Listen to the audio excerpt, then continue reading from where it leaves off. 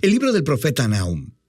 Este breve libro profético es una colección de poemas que anuncian la caída de uno de los peores opresores de Israel, el antiguo imperio asirio y su ciudad capital, Nínive.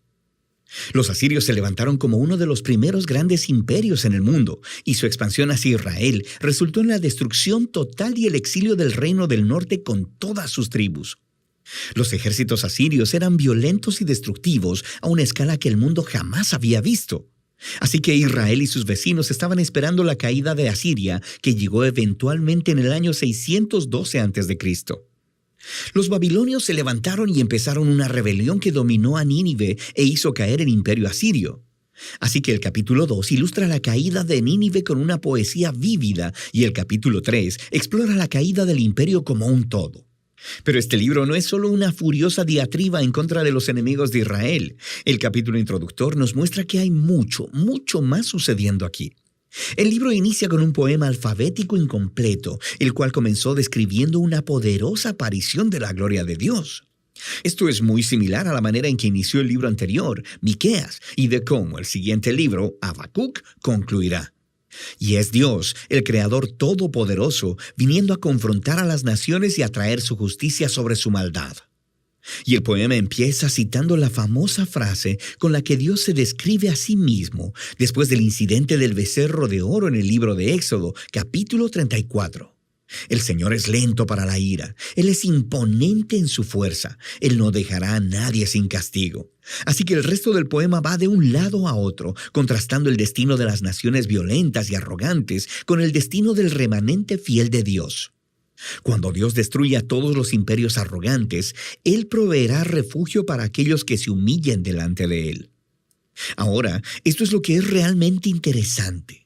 Pensabas que este libro solo se trataba de Asiria, pero Nahum no menciona en ningún lado a Nínive o a Asiria en el capítulo 1. Y cuando describe la caída de los malos, él usa el lenguaje de Isaías sobre la caída de Babilonia, que sucedió mucho después en la historia. Y no solo eso, Nahum también describe la caída de los malos como buenas nuevas para el remanente del pueblo de Dios. Es una alusión directa a las buenas nuevas de Isaías sobre la caída de Babilonia. Así que todos estos pequeños detalles del capítulo 1 se unen para comunicar un punto clave. Para Nahum, la caída de Nínive se presenta como un ejemplo, como una imagen de cómo Dios está trabajando en la historia en cada época. Cómo Él no permitirá que los imperios arrogantes o violentos de nuestro mundo permanezcan para siempre. Y así, el mensaje de Nahum es de hecho muy similar al de Daniel.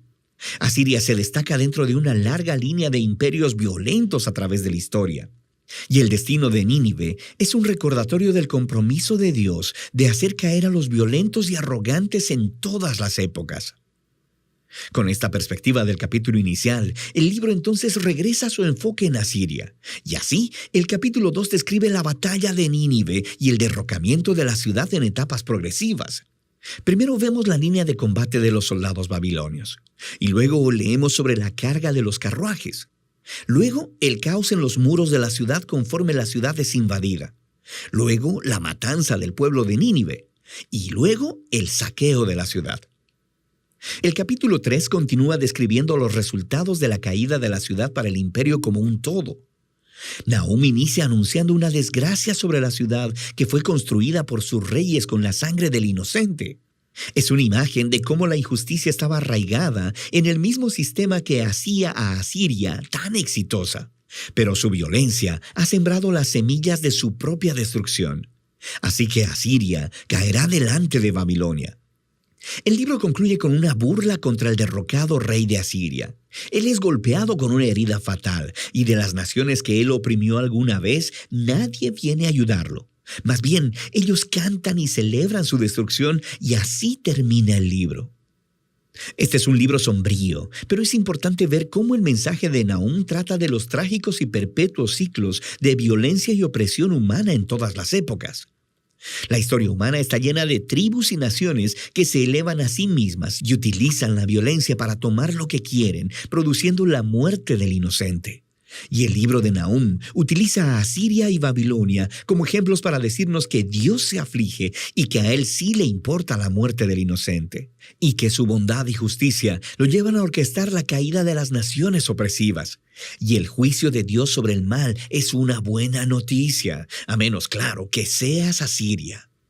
Lo que nos lleva de vuelta a la conclusión del poema inicial en el capítulo 1, el cual nos dice que el Señor es bueno y que es refugio para el día de la angustia.